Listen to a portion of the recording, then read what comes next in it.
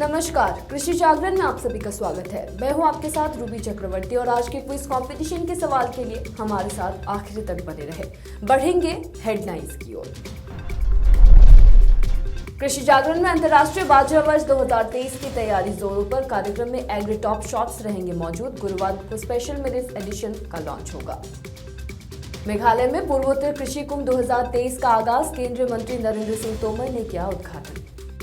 ई नाम की डिजिटल मंडी को ऑनलाइन ट्रेंडिंग के लिए मिला डिजिटल इंडिया का प्लैटिनम अवार्ड। कृषि विज्ञान केंद्र ने दी पशुओं को शीतलहर से बचाने की जानकारी। कहा दुधारू पशुओं के बीमार पड़ने की संभावना। तमिलनाडु के मुख्यमंत्री एम.के. स्टालिन ने पोंगल उपहार वितरण का किया शुभारंभ। जोशीमठ में शुरू हुआ बुलडोजर एक्शन। लाल निशान वाले घरों को तोड़ने का काम शुरू। प्रधानमंत्री मत्स्य संपदा योजना के तहत मध्य प्रदेश में मछली पालन से किसान कमा रहे हैं लाखों। झारखंड राज्य फसल राहत के तहत झारखंड के किसानों को मिलेंगे 3,000 रुपए। हरियाणा में सरकार के खिलाफ किसानों का विरोध प्रदर्शन जारी। करनाल के 14 शुगर मिलों में किसानों का प्रदर्शन। भारत में खाने का तेल हुआ सस्ता। सरसों समेत कई तेलों की कीमतों में गिरावट। ठंड ने बढ़ाई किसानों की परेशानी। हरदा में चने की फसल पर पड़ी पाले की आफत। कॉफी के बाद अब चाय के निर्यात में बम्पर इजाफा। सूखे की चपेट में हिमाचल, किसान परेशान। कृषि जागरण ने किया फार्मर द जर्नलिस्ट के तहत हिंदी के 16वीं ट्रेनिंग सेशन का आयोजन। शीतलहर और कोहरे की चपेट में पूरा उत्तर भारत, मौसम विभाग का अलर्ट। बढ़ेंगे खबरों की ओर। बाजरा इन दिनों चर्चा का विषय है और भारत में बाजरा को बढ़ावा देने के अभियान की अगुवाई कर रहा है। उन्होंने पहले दुनिया भर में प्लेटों पर जगह तलाशना शुरू कर दिया है। बाजरा के अंतर्राष्ट्रीय वर्ष 2023 का जश्न मनाने के लिए कृषि जागरण इस गुरुवार को बाजरा पर अपने विशेष संस्करण का अनावरण करने के लिए तैयार है। अपने कुछ बेहतरीन कृषि पहलों के लिए जाना जाने वाला कृषि जागरण दिल्ली में अपने मुख्यालय में मोटे अनाज का अंतर्राष्ट्रीय वर्ष 2023 मनाएगा और साथ ही अनावरण समारोह में भारत के मत्स्य पालन, पशुपालन और डेयरी मंत्री पुरुषोत्तम रूपाला, सदस्य NITI Aayog Ashok Dalvi, national rainfed area authority और उद्योग जगत के अन्य कृषि शीर्ष अधिकारी इस कार्यक्रम में मौजूद रहेंगे। मेघालय में केंद्रीय कृषि और किसान कल्याण मंत्री नरेंद्र सिंह तोमर 3 दिन तक चलने वाले पूर्वोत्तर कृषि कुंभ 2023 का उद्घाटन किया है। तोमर का पहाड़ी क्षेत्र उमियम के लिए भारतीय कृषि अनुसंधान परिषद (ICAR) के अनुसंधान परिसर के 49वें स्थापना दिवस समारोह में शामिल हुए। कृषि मंत्री ने भी रिबो जिले के कृषि महाविद्यालय के प्रशासनिक संघ, शैक्षणिक खंड, कार्यालय और बालिका छात्रावास का भी उद्घाटन किया है। इस अवसर पर तोमर ने कहा कि पूर्वोत्तर हमारे देश का स्वर्ग है और मेघालय का भौगोलिक परिदृश्य ऐसा है कि सभी प्रयास करने पर इसे विकसित किया जा सकता है। उन्होंने आगे कहा कि किसानों और खेती को हमेशा आदरपूर्ण रूप से देखना चाहिए। एक किसान न केवल अपने परिवार को पालता है बल्कि देश की कृषि अर्थव्यवस्था में भी महत्वपूर्ण योगदान देता है। केंद्र सरकार की हमेशा प्राथमिकता किसानों की समृद्धि तथा कृषि का विकास सुनिश्चित करना रहा है। तोमर ने आगे कहा कि भारत अब न केवल एक खाद्य उत्पादक राष्ट्र है बल्कि एक निर्यातक भी है। उन्होंने उत्पादन बढ़ाने के साथ साथ उत्पादन की गुणवत्ता पर भी जोर दिया है। राष्ट्रीय कृषि बाजार यानी ई नाम ने डिजिटल कृषि को बढ़ावा देने का काम किया है। ये एक ऑनलाइन ट्रेडिंग पोर्टल है जिसकी मदद से किसान आप घर बैठे ही अपने उपज के देश के किसी भी कोने में बेच सकता है और अपनी उपज के वाजिब दाम हासिल कर सकता है। ई नाम की मदद से उपज को मंडी तक ले जाने का झंझट ही खत्म हो गया है। किसान खुद को ई नाम के ट्रेडिंग पोर्टल पर रजिस्टर करते हैं और घर बैठे ई नाम ट्रेडिंग पोर्टल पर अपनी उपज की बोली लगाते हैं। जो व्यापारियों उपज को खरीदता है वो खुद ही उपज को खेतों से ले जाता है। बदले में किसान को ऑनलाइन पेमेंट मिल जाती है। इन दिनों ई नाम प्लेटफॉर्म इतना लोकप्रिय हो रहा है कि ज्यादातर किसान अब अपनी उपज को इनाम ट्रेडिंग पोर्टल के जरिए ऑनलाइन ही बेच रहे हैं। इसने कृषि के क्षेत्र में डिजिटल क्रांति ला दी है। इन सभी उपलब्धियों के लिए नई दिल्ली में आयोजित डिजिटल इंडिया अवार्ड 2022 में इनाम ट्रेडिंग पोर्टल को डिजिटल नागरिक सशक्तिकरण श्रेणी का प्लैटिनम अवार्ड दिया गया है। यह अवार्ड भारत की राष्ट्रपति द्रौपदी मुर्मू ने इनाम के संयुक्त सचिव विपणन डॉक्टर एन विजयलक्ष्मी को प्रदान किया है। शीतलहर से किसान अपने पशुओं को कैसे बचाए, इसके लिए कृषि विज्ञान केंद्र राजस्थान ने किसानों को दुधारू पशुओं को सर्दी से बचाने के लिए उपाय बताए हैं। कृषि विज्ञान केंद्र के वरिष्ठ वैज्ञानिक पीसी रेगर ने बताया कि राजस्थान जिले का तापमान न्यूनतम 1 से 2 डिग्री सेल्सियस से अधिकतम 17 डिग्री सेल्सियस के बीच रहा है। ऐसे में दुधारू पशुओं के बीमार होने की संभावना ज्यादा रहती है, जिससे दूध उत्पादन भी कम होने की संभावना रहती है। ऐसे में सर्दी एवं ठंडी हवा से बचाने के लिए जानवरों के लिए छत की व्यवस्था की जानी चाहिए। छत के लिए प्लास्टिक शीट, आयरन शीट, पक्की छत या लकड़ी की हो सकती है। पशुओं के लिए आवास व्यवस्था पर्याप्त हो। पशुशाला में बिछावन का प्रयोग करें तथा पशुओं को आहार में सूखे चारों के साथ हरे चारे एवं पशु आहार दाना मिश्रण को भी खिलाना चाहिए। पीने के लिए हमेशा साफ एवं स्वच्छ पानी की उपलब्धता बनी रहे और वो पीने के लिए पानी ज्यादा ठंडा नहीं हो। तमिलनाडु सरकार ने पोंगल त्योहार के अवसर को देखते हुए अपने नागरिकों को गिफ्ट हैम्पर देने की घोषणा की है। इस पोंगल गिफ्ट हैम्पर में 1 पूरा गन्ना, 1 किलो कच्चा चावल, 1 किलो चीनी और 1000 रुपए नगद शामिल है। मुख्यमंत्री एम.के. स्टैलिन ने सोमवार को 2.19 करोड़ चावल कार्ड धारकों और श्रीलंकाई तमिल पूर्ण निवास शिविरों के निवासियों को पोंगल उपहार के वितरण का शुभारंभ किया है।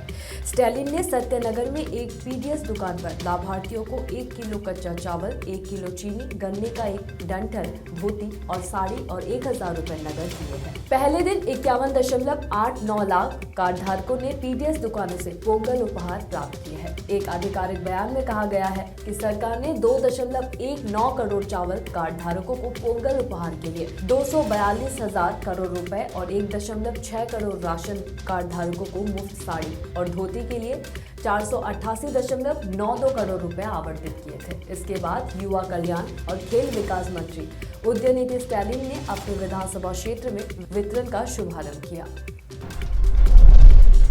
उत्तराखंड के जोशीमठ में दरारों के आने के बाद अब आपदा से निपटने की तैयारियां शुरू कर दी गई है। प्रशासन की ओर से आपदा प्रभावित इलाकों में बुलडोजर एक्शन की तैयारी की गई है। जर्जर मकान निर्माण को तोड़ने की तैयारी की गई है। पिछले दिनों तकनीकी समिति ने जांच के बाद अपनी रिपोर्ट भी दी थी। इसमें सरकार को तत्काल जर्जर निर्माणों को ढहाने की अनुशंसा की गई थी और इन जर्जर संरचनाओं के कारण जान माल के खतरे की आशंका जताई जा रही थी। जोशीमठ में दरारें लगातार लोगों को डरा रही है। प्रशासन की ओर से अब तक 688 घरों को चिन्हित किया गया है। इसके अलावा 2 जर्जर होटलों को भी चिन्हित किया गया है। इन दोनों होटलों को तोड़ने की कार्रवाई शुरू हो गई है। जोशीमठ में स्थित होटल मलारी इन और होटल माउंट व्यू को ढहाने की तैयारी कर दी गई है। मंगलवार की सुबह बुलडोजर के साथ एसडीआरएफ की टीम मौके पर पहुंची है। मंगलवार को दोनों होटलों को तोड़ने का कार्य किए जाने की योजना है और शाम तक ये पूरा हो जाएगा। जोशीमठ में असुरक्षित निर्माणों पर कार्रवाई के लिए 3 फेज में कार्रवाई की तैयारी की गई है। खेती किसानी में नई नई तकनीकें आने लगी हैं। इन तकनीकों के माध्यम से किसान बढ़िया मुनाफा कमाने लगे हैं। इधर किसानों के बीच अनुदान पर खेतों में तालाब खुदवाकर मछली पालन करने का चलन बढ़ा है। सरकार भी किसानों को उसके लिए लगातार प्रोत्साहित कर रही है। इससे किसानों के मुनाफे में लगातार इजाफा हो रहा है। मध्य प्रदेश के सिवनी जिले के रहने वाले किसान संतोष कुमार ने प्रधानमंत्री मत्स्य संपदा योजना का लाभ उठाकर अपने खेत में तालाब की खुदाई कराई। इसके बाद 0.10 हेक्टेयर जमीन पर बने तालाब पर पैंगेशियस मछली का पालन शुरू किया है। पहले साल उन्हें 2500 किलो मछली का उत्पादन हासिल हुआ। इसमें उन्हें 2.2 लाख की आय हासिल हुई। लागत निकालने के बाद उन्हें कुल 1.5 लाख रुपए मुनाफा हुआ। इसी क्रम में दूसरे वर्ष उन्हें लगभग 4000 किलो मछली का उत्पादन कर 3 लाख से अधिक की आय प्राप्त हुई।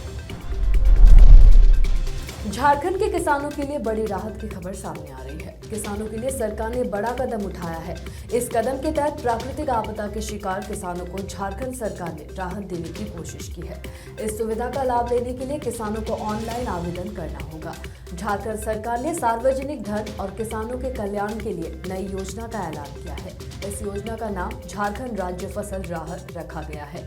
ये योजना किसी भी प्राकृतिक आपदा के कारण फसल क्षति होने की स्थिति में किसानों को आर्थिक सहायता प्रदान करेगी। ये योजना किसानों के लिए फसल क्षति के मामले में सुरक्षा कवच के रूप में साबित होगी। इस योजना का लाभ लेने के लिए प्रभावित किसानों को ऑनलाइन आवेदन करना होगा। बता दें कि झारखंड राज्य के 22 जिलों सेबू और सिमडेगा को छोड़कर 226 प्रखंडों को सूखाग्रस्त घोषित किया गया है, जिसमें 226 प्रखंडों के प्रति किसान परिवार को सूखे से राहत पाने के लिए 3500 रुपए अग्रिम राशि दी जाएगी। वहीं सरकार की तरफ से 226 प्रखंडों के प्रभावित किसान परिवारों को जल्द से जल्द ये राशि उपलब्ध करा दी जाएगी। लंबे समय से हरियाणा के किसान गन्ने के दामों में बढ़ोतरी की मांग कर रहे हैं। किसान संगठन द्वारा लगातार सरकार के खिलाफ विरोध प्रदर्शन किया जा रहा है। किसान संगठनों द्वारा कई बार सरकार को आंदोलन की चेतावनी भी दी जा चुकी है। इसके बावजूद हरियाणा सरकार ने गन्ने के दामों में किसानों की मांग के अनुरूप बढ़ोतरी नहीं की है, जिसके विरोध में आज करनाल के अनाज मंडी में किसान महापंचायत की जा रही है। इस महापंचायत में 14 शुगर मिलों के किसान शामिल हुए हैं। किसान इससे पहले मुख्यमंत्री आवास का घेराव कर चुके हैं और मुख्यमंत्री मनोहर लाल खट्टर का पुतला भी फूंका है। इसके अलावा 9 जनवरी तक किसान शुगर मिलों के रास्तों पर कई घंटे जाम भी कर चुके हैं। विधायकों के घरों के सामने धरना देकर मुख्यमंत्री के नाम ज्ञापन भी सौंप चुके हैं और किसान गन्ने के रेट बढ़ाने की मांग पर अड़े हुए हैं। किसानों का कहना है कि सरकार उनकी मांगों पर खरा नहीं उतर रही है, इसलिए वो और बड़ा आंदोलन करने को मजबूर है। आज सुबह सुबह देश की आम जनता के लिए राहत की खबर है। दरअसल देश में खाद्य तेलों की कीमतों में गिरावट दर्ज की गई है और देश में सरसों एवं अन्य खाद्य तेलों के दामों की लिस्ट आइए जानते हैं। बीते कुछ सप्ताह से देश में खाद्य तेल की कीमतें आम आदमी के लिहाज से अच्छी रही है। इसी क्रम में इस सप्ताह एक बार फिर से कीमत में गिरावट दर्ज की गई है। आपकी जानकारी के लिए बता दें कि भारत में सोयाबीन के दाने के अलावा बाकी अन्य उत्पादों में कमी देखी गई है, जैसे कि सरसों का तेल, सोयाबीन तेल, तिलहन और साथ ही कच्चे पाम तेल की कीमतों में गिरावट दर्ज की गई है। भारतीय बाजार में इनकी कीमतों में कमी होने से एक तरफ आम आदमी को बड़ी राहत की सांस मिली है, तो वहीं दूसरी तरफ इनकी कीमतों के चलते देश के किसान भाइयों से लेकर कई मंडी व्यापारियों को नुकसान का सामना करना पड़ रहा है। देश में ठंड ने कपाना शुरू कर दिया है। हर दिन बढ़ते ठंड के प्रकोप ने लोगों का जीना मुश्किल कर दिया है। शीतलहर, कोहरे और पाले ने लोगों के आम जीवन में चुनौती पैदा कर दी है। ठंड की इस मार का शिकार राज्य के हर घर के किसान हो रहे हैं। किसानों का कहना है कि ठंड की वजह से गेहूं, चना, आलू, मेथी की फसल पर काफी ज्यादा असर पहुंच सकता है और ज्यादा नुकसान हो सकता है, जिससे कई परेशानियों का सामना करना पड़ सकता है। हरदा जिले के किसान का कहना है, बीती रात 8 से 10 डिग्री के आसपास तापमान रहा और ठंडी हवा भी चल रही थी, जिससे काफी डर का माहौल बना हुआ है। उनका कहना है कि ये मौसम चना, गेहूं, मेथी, आलू की फसल को नुकसान पहुंचा सकता है, क्योंकि अभी से ही बर्फ की परत जमने से फसलें खराब होने लगी है। जिले के सिराली क्षेत्र के किसान ठंड के कारण अपनी जली हुई फसल को देखकर परेशान हैं। उनका कहना है कि ठंड की वजह से फसल खराब होने लगी है। कॉफी के बाद अब चाय के निर्यात में बम्पर उछाल हुआ है। देश में चाय का निर्यात पिछले साल जनवरी से अक्टूबर के बीच 18.1% बढ़कर 18.53 करोड़ किलोग्राम रहा। ये पिछले साल के पहले 10 महीनों में 16 करोड़ किलोग्राम था। चाय बोर्ड के आंकड़ों के अनुसार राष्ट्रीय कुल देश वर्ष 2022 के पहले 10 महीनों के दौरान 4 करोड़ 36.5 लाख किलोग्राम का आयात कर रहा और सबसे बड़े आयातक रहे। ये मात्रा पिछले वर्ष की समान अवधि में 3 करोड़ 59.5 लाख किलोग्राम से काफी अधिक है। वहीं दुबई की इस अवधि के दौरान 3 करोड़ 39.5 लाख किलोग्राम के साथ दूसरे सबसे बड़े आयातक के रूप में सामने आया है। ये पिछले साल के समान अवधि के 1 करोड़ 24.5 लाख किलोग्राम के आयात से काफी अधिक है। हिमाचल प्रदेश पिछले 3 महीनों से सूखे की मार झेल रहा है। सूखे के कारण प्रदेश के किसान एवं बागवानों की चिंताएं बढ़ गई है। ऐसा इसलिए क्योंकि बारिश न होने से किसान और बागवानों को भारी नुकसान उठाना पड़ रहा है। बारिश न होने के कारण जहां सेब की फसल पर संकट मंडराने लगा है, वहीं निचले क्षेत्र में रबी की फसलों पर भी सूखे का असर साफ तौर पर दिखने लगा है। उद्यान विभाग के प्रवक्ता ने बताया कि प्रदेश में सूखे जैसी स्थिति से निपटने के लिए बागवानी विभाग द्वारा जिला कार्यालयों एवं 1 करोड़ रुपए की धनराशि एवं आवश्यक दिशा निर्देश जारी कर दिए गए हैं। सूखे से हुए नुकसान का आकलन करने के लिए पश्चात इस स्थिति से निपटने के लिए आवश्यक सामग्री जैसे पौधे सामग्री, पानी के टैंक, पाइप, दवाइयां एवं सूक्ष्म पोषक तत्व प्रदान करने के लिए इस धनराशि का उपयोग किया जाएगा। देश के किसानों की समस्या का समाधान हमेशा से कृषि जागरण अपने मन से करता आया है। इसी कड़ी में कृषि जागरण ने फार्मर द जर्नलिस्ट की शुरुआत की है। इसके तहत किसान अपने क्षेत्र की कृषि से जुड़े खबरों को कृषि जागरण के माध्यम से देश और विदेश और दुनिया तक पहुंचाकर किसान पत्रकार की भूमिका निभाने का काम कर रहे हैं। इसी कड़ी में आज सुबह 11 बजे कृषि जागरण की टीम ने बैच नंबर 3 और हिंदी भाषा में 16वीं ट्रेनिंग सेशन का आयोजन किया है। आपको बता दें कि अब तक फार्मर द जर्नलिस्ट से 200 से ज्यादा किसान जुड़ चुके हैं और हमारा यही प्रयास है कि इसी तरह से हम हर एक स्टेट के नए नए फार्मर से जुड़े और उनको पत्रकारिता के लिए जागरूक करें। पूरा उत्तर भारत शीतलहर और कोहरे के कहर में लिपटा हुआ है। इसको लेकर मौसम विभाग ने चेतावनी जारी करते हुए लोगों को सतर्क रहने के लिए कहा है। तो वही दक्षिण भारत के राज्यों में अभी भी बारिश का दौर जारी है। देश के ज्यादातर इलाकों के लोग भीषण ठंड की मार झेल रहे हैं। जहां उत्तर भारत के कुछ हिस्सों में लंबे समय तक घना कोहरा देखने को मिल रहा है, तो वही ठंडी हवाओं के साथ शीतलहर ने लोगों का जीना दुश्वार कर दिया है। जबकि पहाड़ों पर बर्फबारी से हांड कांपा देने वाली सर्दी देखने को मिल रही है। दूसरी ओर भारत के दक्षिण हिस्सों के कई इलाकों में अभी भी हल्की से मध्यम बारिश देखने को मिल रही है। दिल्ली और आसपास के इलाकों में घने कोहरे की चादर नजर आ रही है। कई इलाकों में विजिबिलिटी शून्य हो गई है और घने कोहरे के कारण दर्जनों उड़ानें और ट्रेनें विलंबित हो रही है, जिससे हवाई अड्डों और रेलवे स्टेशनों पर अफरा तफरी मच गई है। जबकि राजधानी दिल्ली में अधिकारियों ने स्कूलों से शीतकालीन अवकाश बढ़ाने और कक्षाएं रद्द करने को कहा है। आलम यह है कि सोमवार को कई इलाकों में न्यूनतम तापमान 2.2 डिग्री सेल्सियस दर्ज किया गया, तो वही रविवार को शहर के कुछ हिस्सों में न्यूनतम तापमान गिरकर 1.9 डिग्री सेल्सियस पहुंच गया था। और आज मंगलवार को न्यूनतम तापमान 5 डिग्री और अधिकतम तापमान 19 डिग्री रहने की संभावना है। यहाँ ठंड को लेकर ऑरेंज अलर्ट जारी किया गया है। और आज एफटीबी ऑर्गेनिक के क्विज कंपटीशन में आपके लिए सवाल है कि गोल्डन फाइबर का दूसरा नाम क्या है। और आपके ऑप्शंस है नंबर 1 जूट, नंबर 2 गेहूं, नंबर 3 मक्का, नंबर 4 शहद। तो देर किस बात की है, फटाफट से मैं इसका जवाब कमेंट करके जरूर बताएं और जीते एफटीबी ऑर्गेनिक के डिस्काउंट कूपन्स और ढेरों इनाम। फिलहाल कृषि जागरण में मेरे साथ इतना ही। खबरों का सिलसिला जारी रहेगा। देखते रहिए कृषि जागरण। धन्यवाद।